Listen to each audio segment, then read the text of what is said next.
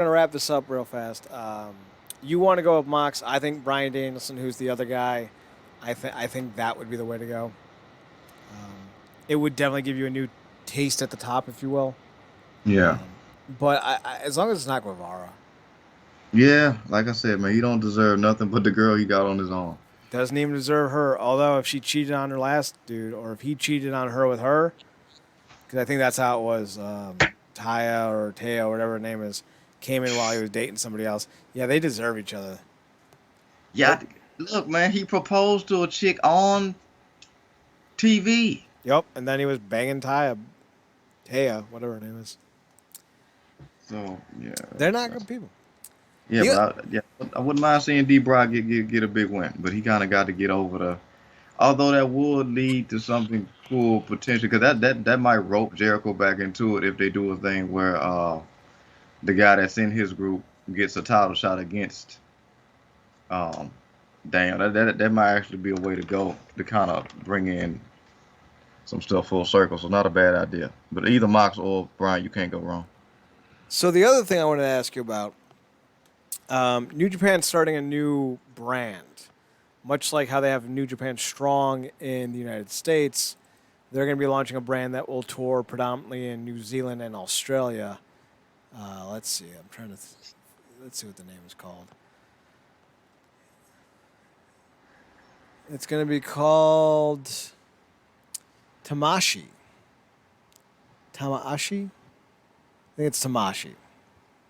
Tamashii. Tamashi.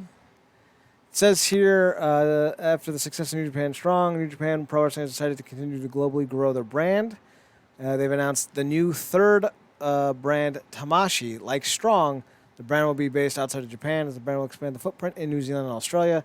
The brand is set to feature established New Japan talents, members of the New Japan New Zealand Dojo, and some of Australia's wrestling names, top wrestling names.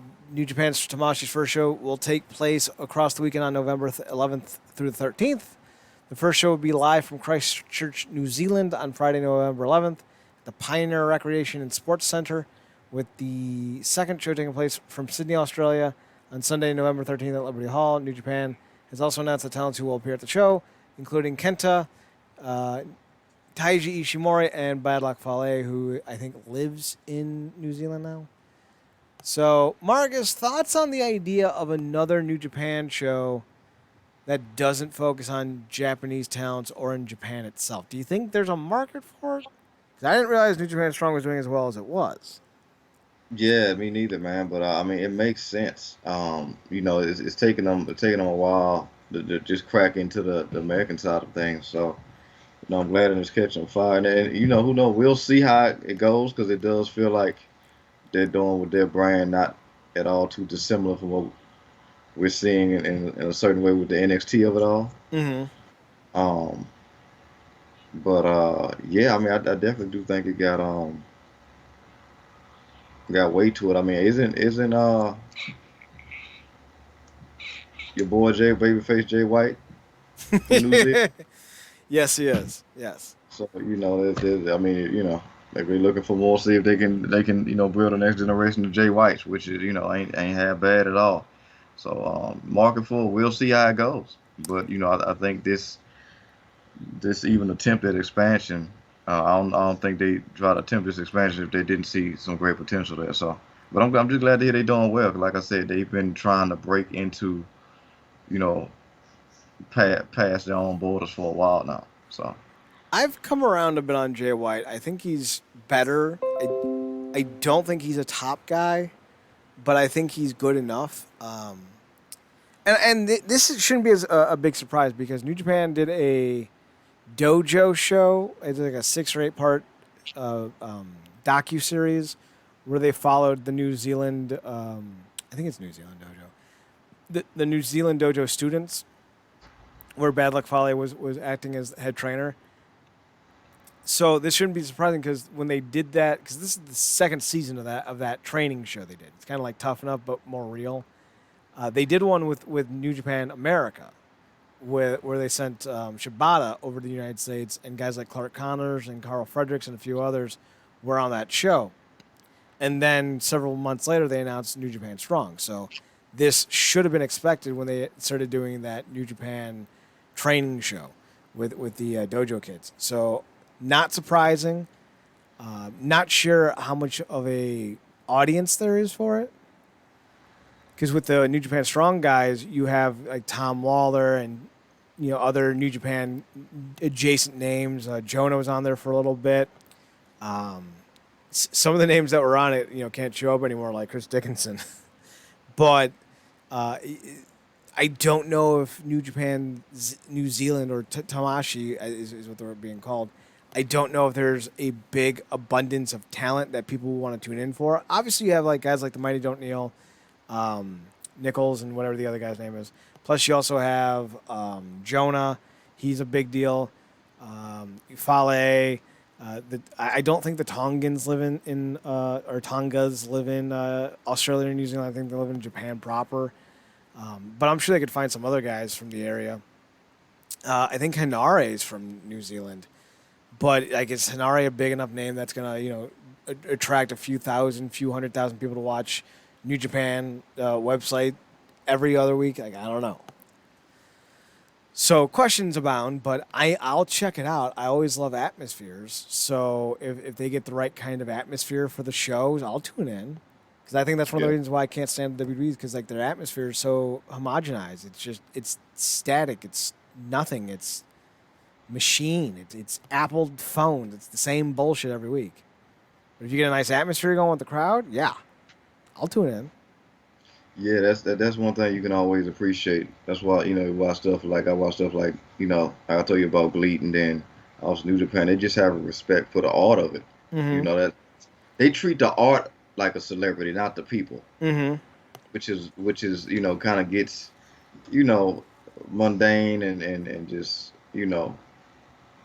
really monotonous to watch over here, because the people are more enamored with the fans are more enamored with the people and overhyping them than the actual art form of it all. Which I guess Vince into a way is one in that way, because why he got the other reason why it was beneficial for him to get the F out, because he wanted to focus more on the entertainment side, which enhanced their ability to expand as opposed to just the wrestling of it all, which is the foundation of it ultimately. But narrative. The narrative, and the narrative's a strong one. So there are no shows this week that I'm aware of. Although No. I feel like isn't there an NWA show coming up soon? I know they There's just one. had one. I thought there was one coming up in October. Bound for Glory is coming up. Yeah, that's is that on the first or the no? That's on. Is it that soon? Let's find out. Bound for Glory. Because I think one of the shows we'll do coming up is it's on the 7th. Yeah. So that's 1, 2, 3 weeks from now. So on the 3rd, we'll do a Bound for Glory preview show. Right now, we only have 2 matches. It's Alexander versus Edwards and Grace versus Slamovich. Mm-hmm. Just for I'm those two alone, you tune in, man, because you don't think Grace has been tested before, which she has been, but Slamovich is a different beast. I'm excited to see what Slamovich can do. She's a little tiny girl, though. She's like 5'3". And Jordan Grace is like 4'11", granted, but she's 4'11" wide. Yeah, man, and Slamovich wrestles like she's a bigger Russian. You know what I'm saying? Like Mm-hmm. like she's like the female Drago, but as a cruiserweight. It's definitely going to be an interesting match. I wish more and more companies would do that, where they would actually, like, Jordan Grace is stronger than Slamovich, so, like, Slamovich can do some of the moves, or, like, Speedball's so quick that no one can keep up with him unless you take out his legs. Like, we don't get a lot of that storytelling anymore. It's always about the spots. So, it's disappointing. Because there's a bunch of great UFC fights this past weekend. And some of them were like, really fantastic to watch, because size and strength and weight played into so much of these fights, especially like the fact that the entire top 3 cards were all reshuffled because Hazmat Chimaev couldn't fucking make weight. So they changed 3 fights like 30 hours before the show. So it's supposed to be Nate Diaz versus Shimaev. He can't make weight, so they give Nate Diaz Tony Ferguson. Tony Ferguson's like 5'6", 155 pounds. Nate Diaz is 6'1" and like 240. He's not 240. I'm being facetious, but he's like 200. Maybe I think he's like a buck 85 at least for the fight. So he's got a size advantage. And then Shimaev took on I forget who. It was another fighter who was booked for a different fight, and they just reshuffled all the Kevin Holland. That's who it was. They just reshuffled all these fights, and the size differentials did come into play, and I miss seeing that in my pro wrestling. And MLW is getting ready to come back. They do a bit of that, but we'll see what happens there. Their card looks interesting because they got fucking Bandito versus Hammerstone in the main event of their first card back. So that's gonna be interesting. But we'll see what happens with Bound for Glory. Part of me hopes they end up getting Davey and Hammerstone from MLW. That'd be awesome. Because I don't know what's going on with MLW, but they got some streaming issues to fix out. All right, Marcus, we're done for the night. We'll be back next week. We'll come up with a top 10 for the list. I like doing the 5 each. It truncates it a lot faster. Yeah. Then it also gives us time to talk about other things. So we'll probably do that. I don't know what we'll do. Halloween's coming up, so maybe we'll do top 10 spookiest wrestlers, top 10 spookiest events, top 10 storylines that are so scary that we don't ever want to watch them again. And scary as in bad, not in scary as in, oh, I'm so terrified. Like Katie Vick and what's her name from Impact? It's yours, AJ. It's yours. Sarah Lynch. The thing that was on the growth that was on Dillian Hall's face. That's a thing. Mae Young's vibrator hand, baby. That's a thing. I'm trying to see what else happened in Impact that we could do that's creepy.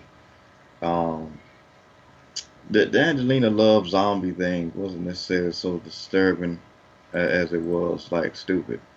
Um, let's see what else happened.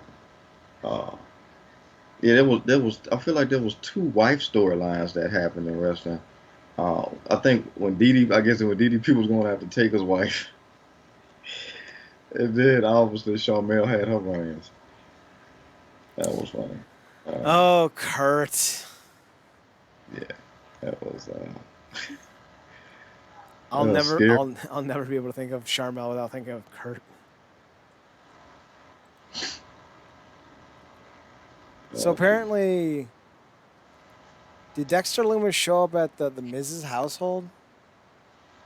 They was doing something on the show, but I didn't really catch it because I was having Skype issues. But that would be funny. Just seeing Loomis interact with Maurice in general. But yeah, the Loomis. Speaking of spooky guys, Loomis. Oh, the Loomis storyline with Christy. That's scary. That was. I didn't think that was scary so much as I thought it was bad. Because like his whole like weird creepy artist thing didn't really land. Yeah. But I really enjoy this silent stalker thing that he's doing. Yeah, his facial features sell it, and they're so nuanced. It's so good. We said it. That's where that started, though. Like that whole thing. That's how that got started. Obviously, it was cringeworthy a lot of times, and God bless Christy for what she tried to contribute to it. But yeah, you're right. Some of the stuff is just cringeworthy. Like speaking of Christy, whatever the menagerie was supposed to be.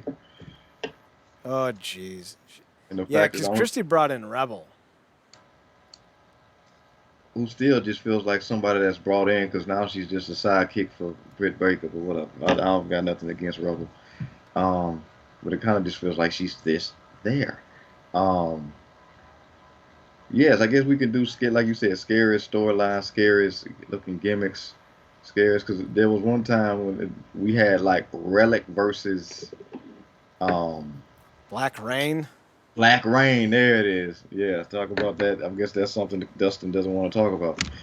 Uh, Can we find the little kid who says LeBron James funny and have him say Black Rain?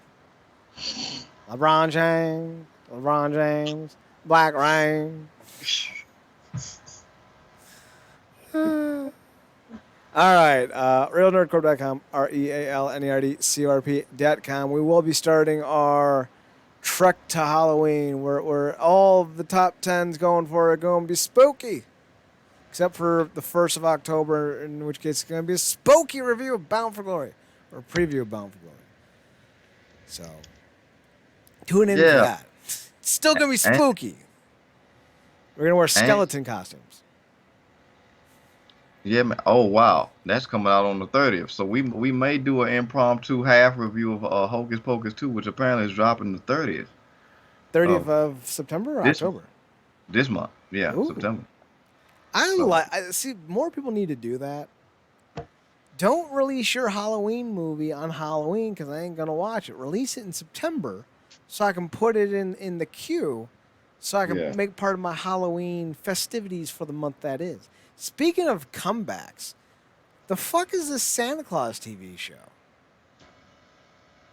yeah, you talking about with Tim Allen? Yeah. Yeah, you seen the trailer for that with Manning? Yes. And I thought that Oh, was like really shoehorned in and unnecessary.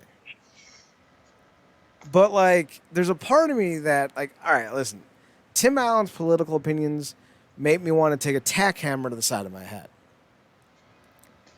But I will always have an affinity for him because of the Santa Claus and Home Improvement and Buzz Lightyear and Galaxy Quest. So like, there's a part of me that's like, all right, you're a douchebag, but also I'm glad you're getting this. And to be fair, I liked the first few seasons of what was that, Last Man Standing. Those daughters were hot, especially the first oldest one. They replaced her at the end of the first season, and I didn't like the new one so much. But I liked the middle daughter. She was cool. She's my age, and she looks like she's fucking 15 years younger. yeah, God, genetics suck. yeah. Again, we're looking at ages even more so now. But I'm glad we don't live in an alternate reality. I'll take the Manning thing over like a potential reality where somebody else does it, and they instead of Peyton Manning, it's Michael Vick, Oof. and he asks him about how does he feel about reindeer. Okay, but now I want to see that. Damn it, Marcus. And listen, I love me some pepperonis. I do. But I've forgiven Michael Vick. Michael Vick went to prison. Like, like he did his time. I don't condone or support, but at a certain point, you got to forgive. So I forgive Michael Vick for what he's done. Also, it's another one of them things, and I hate the fact that we got to say it, but we have to play, um, like we have to do like a-hole and trauma Olympics. We know people who have gotten far less for doing far worse. Yeah. What up, Deshaun Watson? Come on down. Most of your NFL players, most of these, the internet celebrities and whatnot, like I think you probably seen this thing going on with the comedians Aries Spears and Tiffany Haddish. Yeah, that is Whole fucked. situation. Like, and I'm a fan of Tiffany. I dig her, but that was an ill-advised situation she got herself into. With that, regardless of whether it was supposed to be a message about watching who you take your kids around, it was poorly executed and ill-conceived. Um, So yeah, there was a chopped up version of it that removed any scene with the kid involved, yeah, and just watching, I'm like, holy shit, this reads like a porn from 2007. Like, who yeah, the fuck greenlit this? yeah. And I don't just mean like the context. I mean like the lighting, the camera work, like where they were. It's like, who the fuck shot this? It was Brazzers? so poorly conceived and executed from start to finish. Um, and it's just a crappy situation. But yeah, it's one of them things where it's like, man, you want to try to find some type of thing. And apparently, she's been dealing with that maybe so on or off for years about that potentially coming out and having to deal with that behind the scenes. But the Aries guy said something about Lizzo. There's some comments about Lizzo, and then that's kind of created a convenient avenue for this to kind of pop up all of a sudden. Well, it's just the same thing that happened with Cosby. Like Yeah. everyone knew that was going on for years, but Hmm. who was it? Hannibal Buress. Hannibal. That's right. Hannibal does a set about it, and then everyone's talking about it. So sometimes it's not that it's just it's one of those things that it finally clicks. Yeah, it's not that it's not in the stadium. Nobody put the camera on it yet. Right. You know. It's that we all just realized that what we saw was assault. Yeah. It was, Like we all knew that what we saw was weird, but like we're like, all right, but why? And then somebody goes, yeah, it's fuckery. Oh God, that's right. So it's like when you're trying to teach somebody, it's sometimes just the right way or the right person or the right messaging gets the point across, and sometimes in life it's the same thing.